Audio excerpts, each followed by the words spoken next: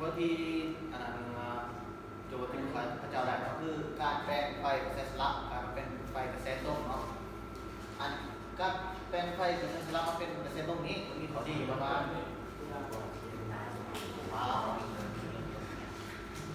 เพราะว่าไฟกระแสตรงนี่เนาะซึ่งว่าอุปกรณ์ที่เขาใส่ในชีวิตประจำวันเนาะคือในรถเขาก็จะมีหม้อไฟหรืออาจจะมีแบตเตอรี่หรือว่ามีหลอดไฟที่เขาใส่ไฟกระแสตรงที่เขาสามารถใส่ไฟกระแสสลับได้เนาะเขาก็เลยใส่วงจรนี้มาเพื่ออาจจะนำใส่ในกับอุปกรณ์ที่เขามีอยู่ในโปรแกรมที่เขามีที่มันเป็นไฟกระแสสลับอันนั้นอุปกรณ์วงจรดัดกระแสนี้ดัดกระแส AC เป็น DC มีหม้อแป้งแล้วก็มีระบบไดโอดบิดเป็นตัวดัดกระแสแล้วก็ตามเป็นคาปาซิเตอร์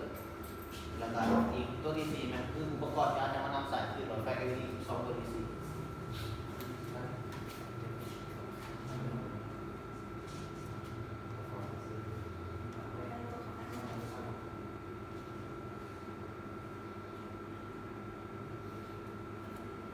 ส่วนนี้ก็คือ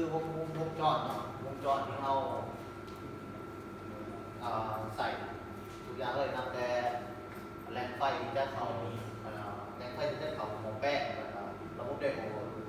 แล้วก็ผ่านตู้คาปาซิเตอร์หลังจากนั้นออกไปสู่การนำใส่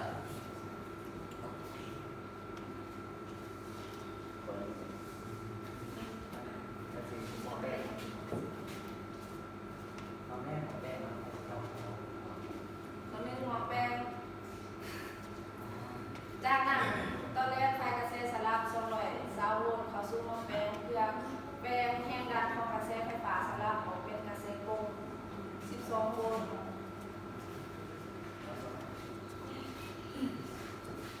2ไดโอดบิด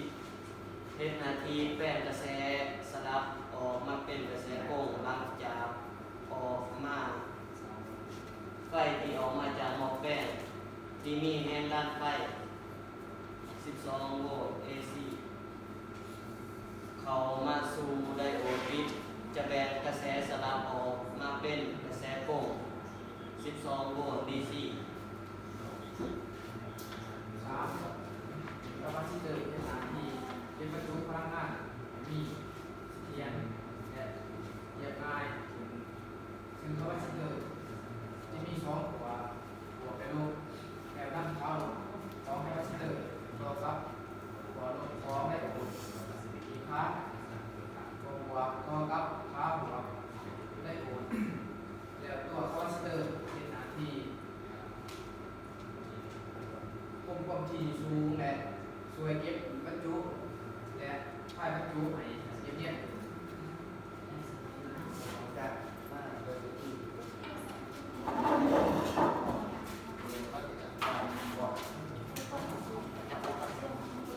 คือ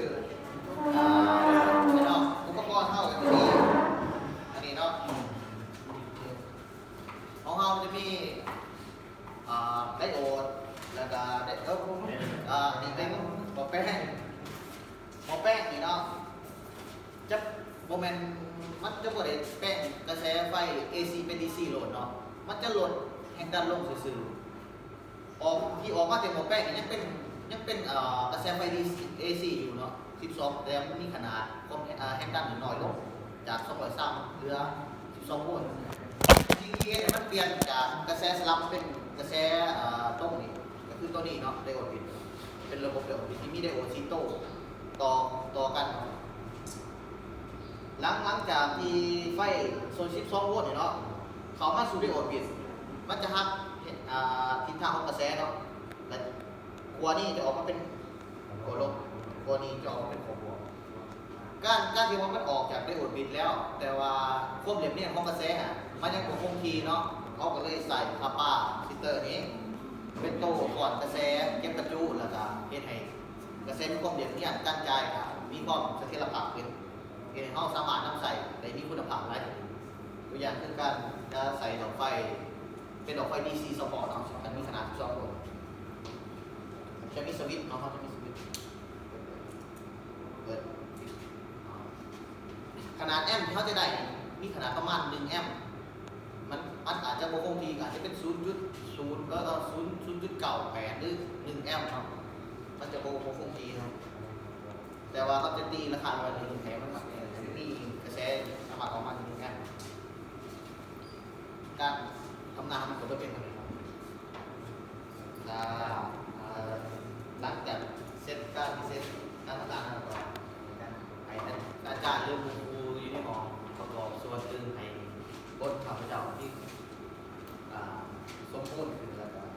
ในแก่นะครับเขาจะนำพอที่เขาแนะนำว่าปรับปรุงของใจ แต่แน่นอนเนาะตัวนี้ได้เลยนะแต่ละคน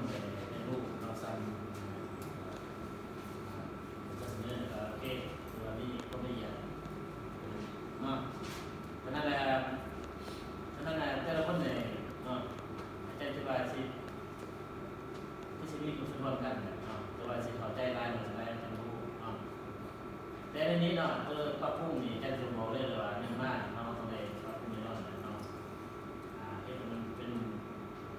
ว่ามันมีสมมติคือว่าเรื่องจะใช้ยังมาใส่กันนะใส่ในระบบตัวนี้กันเป็นใส่ในสำรองชั่วคราวได้แต่ว่าการใส่งานแบบยาวนานเลยเพราะว่าจะมีใส่งานอะไรเลยได้ก็ใส่ไม่ใช่ข้าวหอมมันนานเนาะข้าวหอมมันก้อนทำนานที่ข้าวหอมนี่แหละเวลาทำงานเนาะ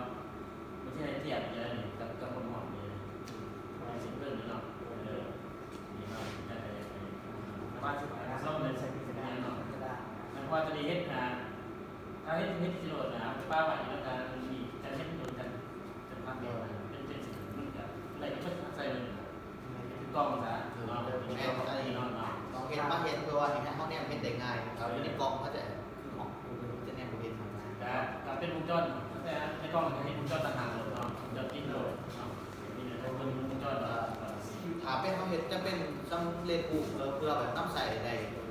ใส่ยาวหน้าเขาจะใส่ในกล่อง ตัวสำคัญเนาะตัวนี้อาจารย์ที่ว่าเรื่อง